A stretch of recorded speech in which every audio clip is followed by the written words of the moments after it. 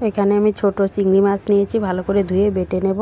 তার পটলের খোসা ছাড়িয়ে পটলের এক সাইড কেটে আমি চামচের সাহায্যে বীজ বের করে নেব।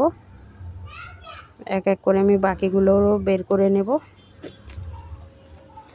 হয়ে গেছে। এবার মশলা হিসাবে আমি ব্যবহার করব জিরে, ধনে, শুকনো লঙ্কা, তেজপাতা, পোস্ত, কাজু বাদাম, আদা এবং গোটা গরম মশলা। নারকেলের দুধ রয়েছে, নারকেল বাটা এবং পটলের বীজ বাটা পেস্ট করে নিলাম মশলা। কড়াই গরম হয়ে এলে তাতে আমি পটলগুলো হালকা ভেজে নেব।